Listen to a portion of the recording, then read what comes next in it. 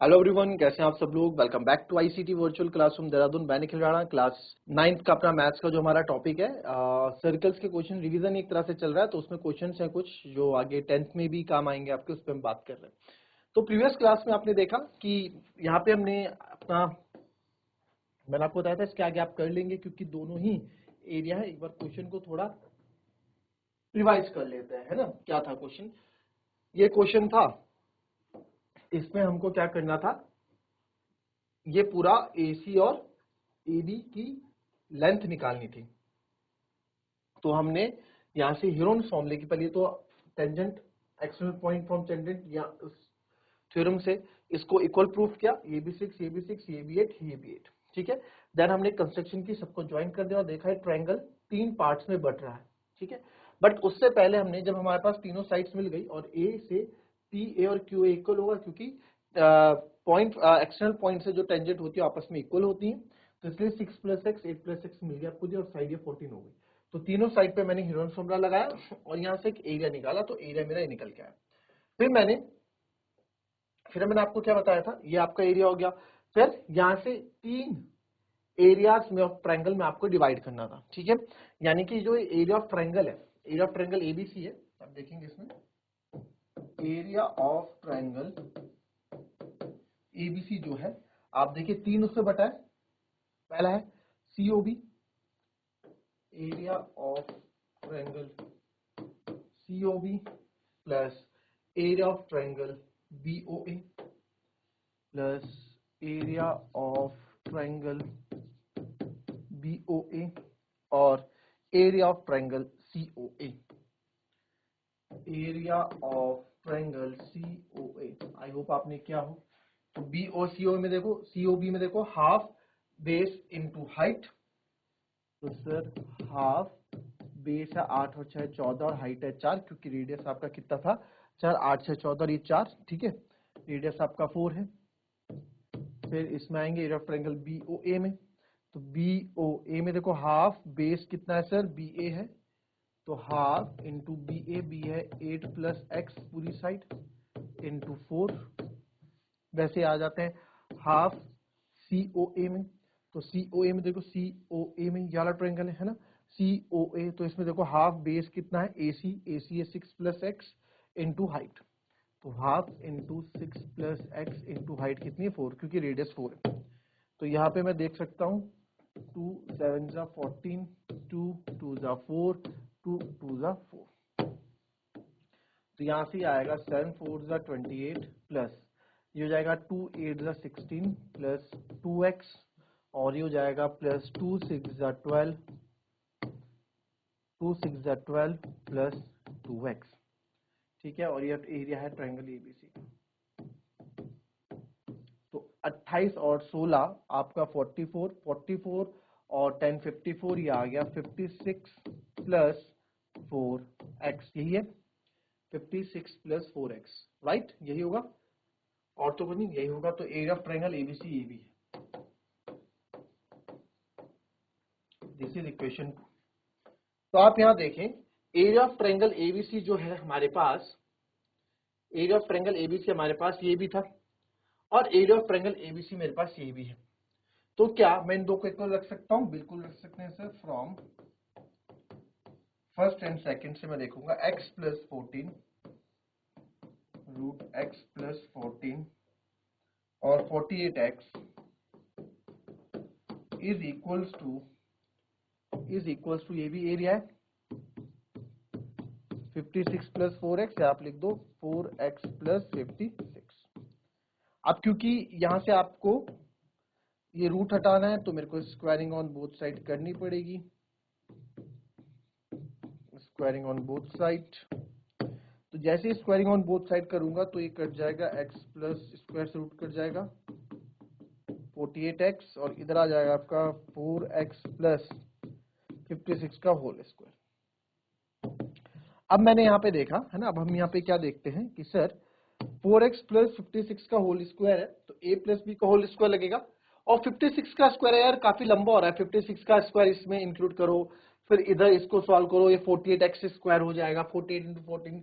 तो या तो एक ही चाह रहा है, फिर हमने सोचा इतना बड़ा क्वेश्चन तो नहीं होना चाहिए, आता ना दिमाग में कि इतना बड़ा तो नहीं होगा, कुछ और भी ऑप्शन यहाँ पे होगा। यार x प्लस 14 है, इसमें देखो, इसमें एक चीज हमारे पास यहाँ पे कैलकुलेशन थोड़ा इजी हो जाती है। x plus 14 48x equals to 4x है ना, तो 4x में 4 कॉमन ले लूं, अंदर बचेगा x प्लस 14 का होल स्क्वायर। ठीक है, ये समझ में आया आपको? 4 कॉमन लिया, अंदर x प्लस 14 का होल स्क्वायर लिख सकता हूं, बिल्कुल। तो दैट मीन्स सर ये x प्लस 14 और मल्टीप्लाई बाय 48x, और ये हो गया, इसको मैं लिख सकता हूँ 4 का स्क्वायर क्योंकि दोनों के लिए स्क्वायर है, और इंटू x प्लस 14 का स्क्वायर। तो मल्टीप्लाई में ये कट जाएगा, यहाँ x प्लस 14 से x प्लस 14 एक चीज कट गई, तो बहुत इजी हो रहा है क्वेश्चन अब, है ना। अब देखो भी कितनी यहाँ बचा, 48x, 4 का square 16 multiply by x plus 14। तो यहाँ से एक चीज और मेरे को दिखी कि 16 3 जा 48, 16 3 जा 48 सीधा कट गया, तो ये आया 3x equals to x plus 14। तो 3x minus x is 2x equals to 14, तो x कितना आ गया, 7। x 7 आ गया, तो इस 7 को मैं ऐड कर सकता हूं। अब यहाँ 7 ऐड, यहाँ पे रख दो आप 7, है ना, यहाँ 7 रख दो, तो ये 7 हो गया, और यहाँ भी आप रख देना। तो टोटल AC हो गया आपका 6 7 13, और टोटल AB हो गया 8 और 7 15। ठीक है, तो इस तरीके से कैलकुलेशन थोड़ी इंपॉर्टेंट थी, इसको आप नोट कर लेंगे, फिर आगे बात करते हैं। चल,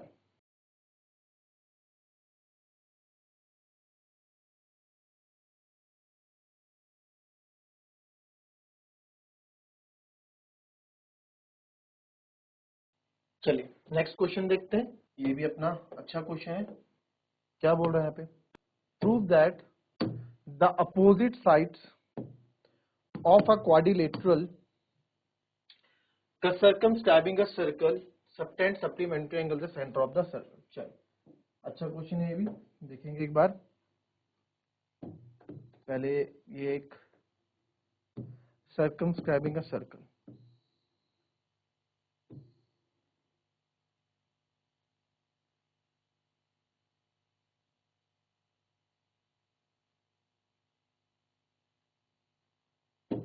ठीक है, इस तरह का थोड़ा सा, ठीक है, इस तरह की कंडीशन है।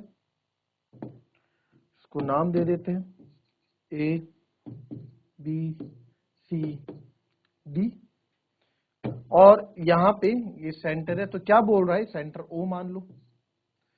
तो प्रूव करो कि opposite sides of quadrilateral circumscribing a circle, जो सर्कल के जिसके अंदर सर्कल है, subtended supplementary angle. Supplementary angles मतलब जिनका सम 180 डिग्री होता है, तो अपोजिट एंगल्स का सम 180 डिग्री है सेंटर ऑफ सर्कल्स के साथ जो एंगल बना रहे हैं। तो क्या बोल रहा है, सिंपल सी बात, मानो कि ये अपोजिट साइड है ए बी है, तो ए बी सेंटर में एंगल बना रही है आपकी AOB, राइट। सेंटर में कौन सा एंगल बना रही है, AOB आपका बना रही है।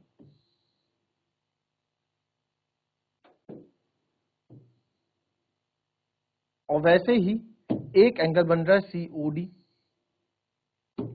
एक एंगल बन रहा है COD अपोजिट साइड, AOB के अपोजिट साइड है जो सेंटर में एंगल बना रहे हैं, तो AOB और COD हो गया, राइट। तो सर ये हो गया आपका ये वाला एंगल AOB, तो ये दोनों आपको सप्लीमेंट्री यहाँ पे दिखाने, ठीक है। ये हमें क्या दिखाने यहाँ पे, सप्लीमेंट्री, की सर इनका सम क्या है, सप्लीमेंट्री, ठीक है। तो अब आप यहाँ पे देखें कि मैं क्या करूंगा, यानी कि सबसे पहले टू प्रूव, जो मुझे प्रूव करना है,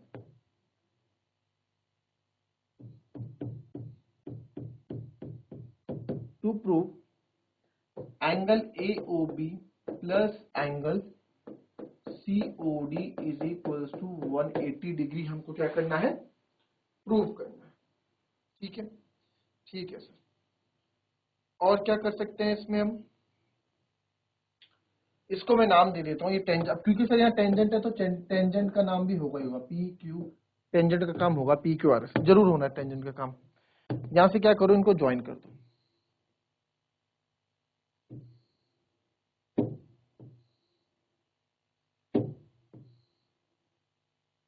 ठीक है।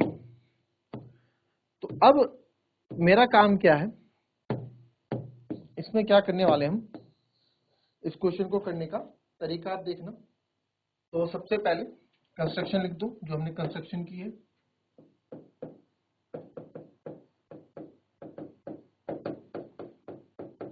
Join O A O B O Q O C O R O D O S और ओ ए तो हो गया, ठीक है। ये हमने क्या किया, ज्वाइन किए, ये हमें भी दिख रहा है। अब इसमें मेरा क्या होगा ना, मेरे को यहाँ अगल बगल के जो इनके एंगल्स हैं उनको मेरे को इक्वल प्रूफ करना है, यानी कि कॉन्ग्रुएंट प्रूफ करना है।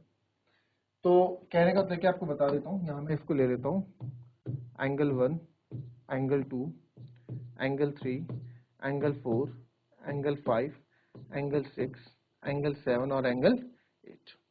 और एंगल 2 और एंगल 3, एंगल 7 और एंगल 6 के मैंने क्या करना है, इनको इनका सम 180 होना चाहिए, मेरे को ध्यान में रखना है, ठीक है। तो यहां से मैं क्या करूंगा, एंगल 1 और एंगल 2 को इक्वल कर दूंगा, एंगल 3 एंगल 4 को इक्वल, इस तरह के क्वेश्चन में पहले भी किया, एंगल 5 एंगल 6 को इक्वल कर दूंगा, एंगल 7 एंगल 8 को इक्वल कर दूंगा। और इक्वल कैसे होंगे, कॉन्ग्रुएंसी से, जब मैं ये दो ट्रायंगल यहां से उठाऊंगा, ठीक है, इनसे क्या होंगे, ट्रायंगल कॉन्ग्रुएंट हो जाएंगे, अगल बगल के एंगल इक्वल हो जाएंगे। पूरा इस सर्कल आप देखोगे ये 360 बना रहा है, तो बस ट्वाइस ऑफ 360 मतलब 180। 9th क्लास में आपने किया है, 9th में बहुत अभी पीछे आप बहुत करके आए हो, है ना ये चीजें, तो आपको ये दिक्कत नहीं होनी चाहिए। अगर ये 10th क्लास के लिए क्वेश्चन होता बच्चों को तो उनको रिकॉल करने में दिक्कत होती थी, बट आपको दिक्कत नहीं होनी चाहिए। तो मैं क्या करूंगा, पहले दो ट्राइंगल ले लेता हूँ, ठीक है, अगल बगल वाले। तो मैं ले लेता हूँ इन ट्राइंगल AOS दिखा मेरे को, एंड ट्राइंगल AOP, ठीक है। तो सबसे पहले AO इक्वल्स टू AO दिखा मेरे को यहाँ पे, जिसको मैं कॉमन बोलता हूँ, AO equals to AO common. फिर SO is equals to PO radius,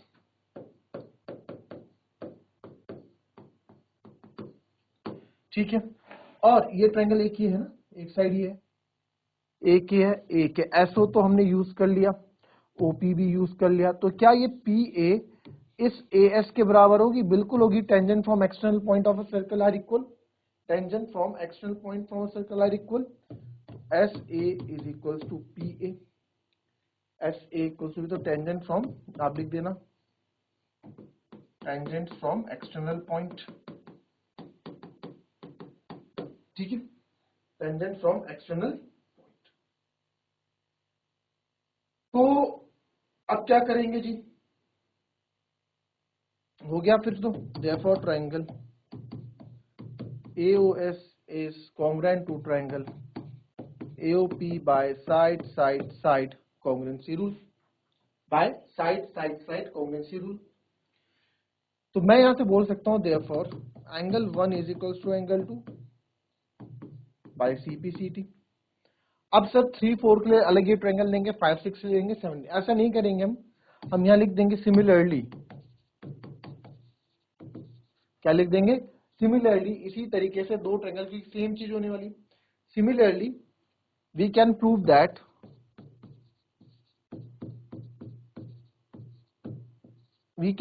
इसे क्वेश्चन 1 मान लो, वी कैन प्रूव दैट कि सर एंगल 1 एंगल 2 हो गया, तो angle 3 is equals to angle 4, angle 5 is equals to angle 6, और sir angle 7 is equals to angle 8 भी होगा।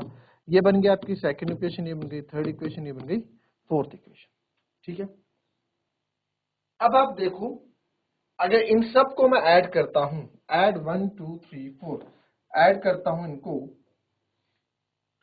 तो angle 1 plus angle 2 plus angle 3 plus angle 4 plus angle 5 plus angle 6 plus angle 7 plus angle 8, ये क्या है आपका 360 degree है, complete angle, ठीक है, कंप्लीट एंगल। देख लो एक बार, ध्यान रहे कि आपको चाहिए क्या, आपको 2 3 और 7 6 का ये याद रखना। तो बनाते हैं उसको, एंगल 1 की जगह मैं एंगल 2 रख सकता हूं, क्योंकि भाई हमें एंगल 2 और एंगल 3 चाहिए ना हमको, हाँ एंगल 2 एंगल, क्योंकि ये दोनों इक्वल है। आप लिख सकते हैं एंगल 3, तो वही एंगल 4 की जगह एंगल 3, तभी तो हमने इनको कॉन्ग्रुएंट प्रूफ किया। आप समझ में इन दो को इक्वल क्यों प्रूफ किया हमने, इससे पहले हम बहुत कर चुके हैं, 90 डिग्री बनाने के लिए कर चुके हैं हम ये सब चीजें। एंगल 5 एंगल 6, तो मेरे को क्या चाहिए 6 और 7 चाहिए, तो 6 एंगल 7 एंगल 8 यानी कि एंगल 7 प्लस 8 के एंगल 7 इक्वल्स टू 360। आप लिख सकते हो from first second and third fourth, ये कहां से आया from first second third and fourth. इन चारों क्वेश्चन से हमने चीज उठाई, ठीक है। तो ये जाएगा ट्वाइस ऑफ एंगल 2 मैं कॉमन ले रहा हूँ एक ही साथ, एंगल 3 प्लस एंगल 4 क्योंकि दो दो बार है सब तो कॉमन ले लिया, इक्वल्स टू 360। तो आप यहां से जब इसको कट करते हैं ये 2 से तो ये 180 टाइम चले जाएगा, ये आपको आता ही है। तो देयरफॉर एंगल 2 नहीं क्या हो गया, कुछ गलत हो गया, twice of angle 2 twice of angle 3 plus twice of angle 6 plus twice of angle 7 सबका ट्वाइस है ना, इक्वल्स टू 360। तो सर ये कट के कितना हो जाएगा, ये कट के 180 हो जाएगा, है ना, कितना हो जाएगा 180 हो जाएगा। तो दैट मीन्स आप बोल सकते हैं कि therefore angle 2 plus angle 3 plus angle 6 plus angle 7 is equals to 180। तो एंगल 2 और एंगल 3 कौन सा है आपका, एंगल 2 एंगल 3 AOB, तो therefore angle AOB plus angle COD है, angle COD is equals to 180, hence proof therefore both angles are supplementary, क्या है supplementary, hence proved, ठीक है, hence proved। आई बात सुन में, तो इस तरीके से करेंगे, कॉपी कर लेंगे इसको।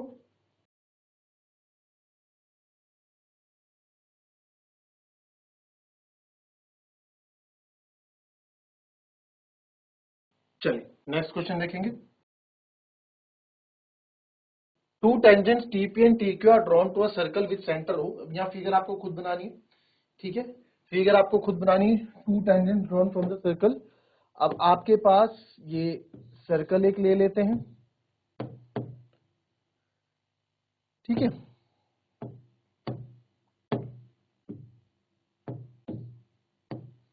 एक सर्कल हमने यहां ले लिया। तो two tangents TP and TQ are drawn to a circle with centre O, एक सेंटर इसका O हमने मान लिया कि सेंटर O है, और यहां से दो tangents from external point T, एक एक्सटर्नल पॉइंट T है, वहां से दो टेंजेंट्स गई आपकी, ठीक है। तो मान लो TP और TQ बोला है ना, TP एंड TQ, तो ये एक्सटर्नल पॉइंट मैं मान लेता हूँ T यहां होगा, और यहीं से दो टेंजेंट्स मेरी ऐसे जा रही है, ठीक है। आपको ये T हो गया, ये P हो गया, ये Q हो गया।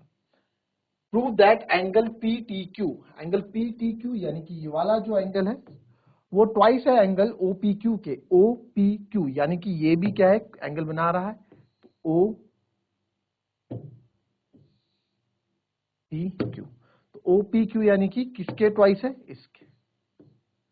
OPQ या PO, OPQ तो बन ही नहीं सकता, क्वेश्चन में कुछ गड़बड़, चेक कर लेते हैं। तो क्वेश्चन तो सही है, तो सर OPQ कैसे बनेगा, तो सर OPQ यानी कि OPQ बताओ कैसे बनेगा। तो यानी कि मेरा ये जो यहाँ पे है ये OPQ सर ऐसे बनेगा कि कुछ ऐसे रहेगा, फिगर ऐसे होगा, OP सेंटर O पीछे रख लेते हैं थोड़ा, यही एक ऑप्शन है कि सेंटर हमारा यहाँ रहेगा, है ना, OPQ। तो यहां से ये गया इधर और यहां से ये आया इधर, है ना, तो ये आपने मान लिया OPQ यानी कि इसके twice, twice of angle OPQ। जो PTQ है वो ट्वाइस ऑफ एंगल OPQ है। बड़ा अच्छा क्वेश्चन है दे रखा है, ठीक है। तो हमें प्रूफ क्या करना है, to prove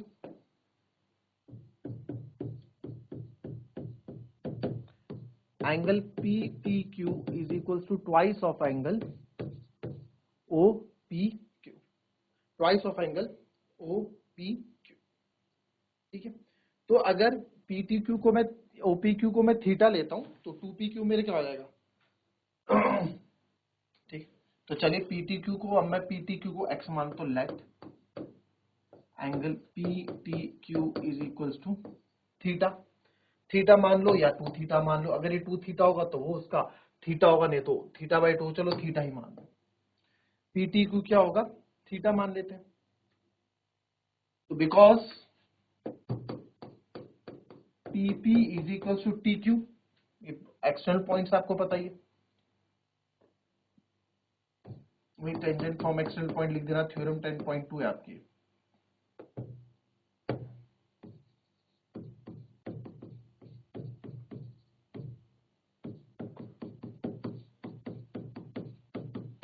tangent from external point TP equals to T Q होगा।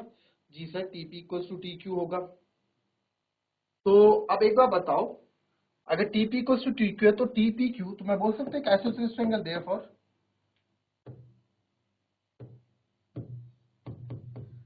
Triangle TP Q is an isosceles triangle. बोल सकता हूं कि नहीं बोल सकता? एक आइसोसेलेस ट्रायंगल है भाई, ये टीपी क्यू आइसोसेलेस ट्रायंगल, इसकी दो साइड्स इक्वल है कि नहीं है? बोल सकते हैं ना? ठीक है जी सर, बोल सकते हैं टीपी क्यू आपका आइसोसेलेस ट्रायंगल। और टीपी क्यू क्या है? तो देयरफॉर एंगल टीपी क्यू, कौन सा? टीपी क्यू, ये वाला एंगल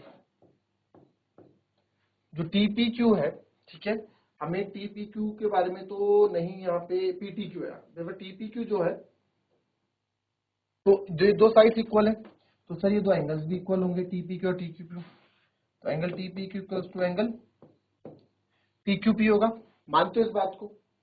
ठीक है, क्योंकि आइसोसेलेस ट्रायंगल की प्रॉपर्टी लग रही है। ठीक है, एंड अगर ये थीटा है, अगर ये थीटा है, तो ये और ये क्या होंगे? 180 माइनस थीटा होंगे कि नहीं होंगे? इन दो का जो सम है वो 180 माइनस थीटा होगा कि नहीं होगा? जी सर होगा। तो देयरफॉर मैं बोल सकता हूँ angle T P Q plus angle T Q P is equal to 180 minus theta होगा, क्योंकि भैया जितना, अगर ये 100 है तो ये दोनों कितने होंगे? अगर ये 100 है तो 180 में से 100 गया, यानी कि 80, इन दोनों का सम 80 के बराबर होगा। मानते हो नहीं मानते इस चीज को? देयरफॉर सर ये 180 माइनस थीटा होगा। बिल्कुल सर 180 माइनस थीटा होगा। और टीपी क्यू और टी क्यू पी दोनों ही इक्वल है, तो इसको मैं, और मुझे क्या चाहिए, मैं टीपी क्यू को रखने वाला हूँ यहाँ पे, है ना? यहाँ पे दोनों क्या है? इक्वल है। तो एक बार बताओ, एक बार बताओ, TP Q T Q P है ना, तो एक बार बताओ यहाँ पे, क्योंकि दोनों इक्वल है, एक्स एक्स ले लूं तो ट्वाइस ऑफ आ जाएगा, कोई सा भी ले लो, twice of angle T Q P equals to 180 minus theta, ये इधर आ जाएगा, तो एंगल टी क्यू पी 180/2 यानी कि 90 माइनस 1/2 थीटा हो जाएगा कि नहीं होगा? होगा कि नहीं होगा? 2 उधर मल्टीप्लाई में जाएगा तो होगा ना। तो देयरफॉर मैं बोल सकता हूं, ठीक है। अब एक बात देखो, अगर मैं आपसे, ये तो आपने देख लिया टी क्यू पी भी 90 माइनस थीटा है, और ये आपका टी पी क्यू भी है, मतलब दोनों ही 90 माइनस 1/2 थीटा है, इस चीज को आप मान लो। अब एक बात बताओ, यहां से आपने पढ़ा है टेंजेंट से रेडियस में हमेशा 90 डिग्री बनता है, होता है कि नहीं होता है? और हमें ये निकालना है, ठीक है। टेंजेंट से 90 डिग्री बनाता है, मानते हो इस बात को? तो मैं लिख सकता हूं angle O P T is equal to 90 degree, reason आप लिख देना वही, ठीक है। आपको थ्योरम पता है, ओपीटी कितना है? 90 डिग्री है। अगर मैं ओपीक्यू की बात करूं, जो मेरे को यहां बोला गया, ओपीक्यू आएगा कैसे? बड़ा छोटा है, ओपीक्यू। तो सर ओपीक्यू को, अगर ओपीक्यू, देखो ये ध्यान से देखना, एंगल ओपीक्यू की मैं बात करूं, ओपीक्यू कैसे आएगा? इस पूरे ओपीटी में से, इस पूरे एंगल ओपीटी में से माइनस कर दो, इस पूरे ओपीटी में से अगर आप ये वाला एंगल माइनस कर दो, ये जो हमें दिख रहा है, तो सर बात बन जाएगी। और इस एंगल का नाम क्या है? इस एंगल का नाम है क्यूपी, आपने भी लिखा था क्यूपीटी, है ना? क्यूपीटी लो, टीपी क्यू बोल दो, तो माइनस क्यूपीटी। तो सर एंगल ओपीक्यू तो मेरा कितना है? 90 है, माइनस ये है 1/2, कितना था? 90 माइनस 1/2 थीटा है, कितना है? माइनस 90 माइनस 1/2 थीटा है। तो ओ पी क्यू से 90 minus 90 minus minus plus 1/2 theta, 90 से 90 कैंसिल, तो ओ पी क्यू जो आ गया 1/2 थीटा आ गया। और थीटा आपने क्या लेट किया था? सर थीटा हमने लेट किया था 1/2 ऑफ एंगल क्या PTQ। तो मेरे ख्याल से बात हो गई सॉल्व। PTQ उधर चले जाएगा तो PTQ इधर रहने दो, ये 2 मल्टीप्लाई में तो जाके डिवाइड हो जाएगा ट्वाइस ऑफ OPQ। तो बड़ा अच्छा क्वेश्चन था ये भी, ठीक है, हैंड्स प्रूफ। आई बात समझ में। तो ये थी आज की क्लास। क्वेश्चन को फिर से एक बार देख लेना घर में, अच्छा क्वेश्चन है, ये भी आपके डाउट्स में था एक क्वेश्चन, बहुत अच्छा क्वेश्चन है, इसको देख लेना एक बार, ठीक है। तो मिलेंगे आपसे अपने कल की नेक्स्ट क्लास में, तब तक के लिए be happy, be healthy and be safe. Thank you and have a nice day.